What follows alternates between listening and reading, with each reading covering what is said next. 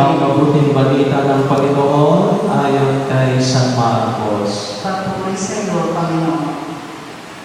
At inihanda ng mga alagad ang hapunang pagpaskwa.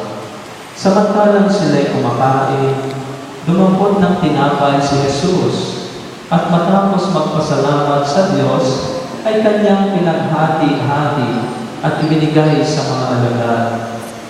Kunin ninyo, ito ang aking katawan, wika niya. Hinawakan niya ang kalis at matapos magpasalamat ay ibinigay sa kanila at uminom silang lahat. Sinabi niya, ito ang aking dugo ng tipan. Ang dugong magbubuhos dahil sa marami. Sinasabi ko sa inyo, hindi na ako ininom ng alak na mula sa ubas hanggang sa araw na inumin ko ang bagong alak sa kaharian ng Diyos. Umabot sila ng isang himno at pagkatapos ay nagtungo sa bundok ng mga olibo. Ang mabuting balita ng Panginoon. Pinupuri ka natin, Panginoong Jesucristo. Mamupo tayo. Pagkakita, mamupo muna kayo. Bago natin kapanan ng rito ng kasal, hayaan mo muna tayo'y makinig sa maging salita ng Diyos at sa pagdiriwang na ating ginagawa ngayon. Mga minamahal kong kapatid, ang ating pong simbahan ngayon ay pinagdiriwang ang kapistahan ng kabanal-banalang katawan at dugo ni Jesucristo. O mas popular po natin siguro naririnig o na alam ay yung Corpus Christi. Na salitang Latin, corpus, ibig sabihin katawan o body, at Christi, Kristo. Kaya katawan ni Kristo. Kaya, Joe at Pabera, napakaganda ng araw na inyong kasal. Ito'y natapat sa pagdiriwang ng ating buong simbahan, kapistahan niya ito para sa katawan at dugo ng Panginoon Jesucristo. Kaya sana isa sa mga maalala ninyo sa araw na inyong kasal ay ito. Itinasal tayo, piyesta ng katawan at dugo ni Kristo. Na kung saan, ano ba ang kahulugan nito, o yung significance nito, katawan at dugo ni Kristo. Kaya ito yung pagpapahayag ng pag-aalay ng buhay ni Jesus sa tao. O siguro hindi lang pag-aalay ng buhay, kundi pagmamahal. Kaya ang katawan ng dugo ni Kristo o ang banal na komunyon, pag tayo nagko-komunyon, matatanggap natin yan yung katawan ni Kristo para paalalahanan tayo kung paano si Jesus ibinigay yung sarili sa atin. Kaya siguro napakagandang tingnan natin. Ano ba ang naging katangian ng pag-aalay o pagbibigay ng buhay ni Jesus sa atin? Mayroon daw tatlong katangian. Una, ito'y malaya. Ang pagmamahal na ipinakita ni Jesus sa pagbibigay ng kanyang sarili ay malaya niyang ginawa. Walang namili. Hindi pinwersa si Jesus na gawin niya ito, kundi malaya niyang ginawa. Jordan, Palena, sa katangian ng inyong pagmamahal na dapat ay malaya. Malaya. Na ito'y ginagawa ko, hindi dahil ako'y pinili, hindi dahil ako'y pinwersa. Hindi dahil labag ko sa kalooban ko, kundi ginagawa ko nagmumula sa aking kalooban. Gusto ko, kagustuhan ko, desisyon ko. Kaya nananaw ang isang katangian ng pagmamahalan. Malaya. Kasi kapag hindi malaya, napakahirap. Tuwing gawin mo, alam mo, parang napipilitan ka lang. Siguro kayo rin po, naranasan nyo ito. Kapag ang isang bagay napipilitan lang kayong gawin, hindi kayo magiging masaya. Hindi magiging magaan.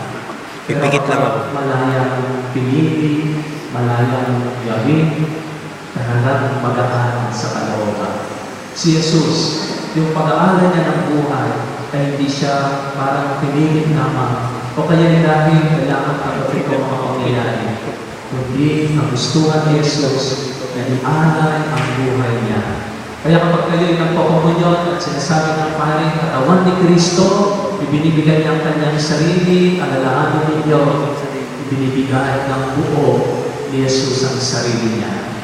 Kayo rin, Joe at Pamela, ibigay ng buo ang inyong sarili sa bawat isa.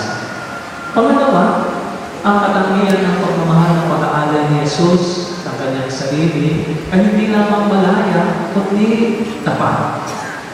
Tapat. Pag sinasabi natin tapat, ito ay hindi lamang panandalian, kundi ito ay panghabang buhay. Ang ginawa ni Jesus na pag-aalay ng buhay ay hindi lamang panandalian na, o sige, hanggang dito lang. Kunwari ako ay mag-aalay ng buhay, pero hanggang dito lang, ha?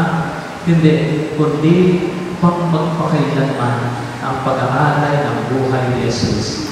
Kaya naman ang pananamisang iniwan niya sa atin na hanggang ngayon, mahigit na 2,000 taon na, pero hanggang ngayon, tingnan po ninyo, ipinapahayag ni Jesus ang kanyang pagmamahal sa atin.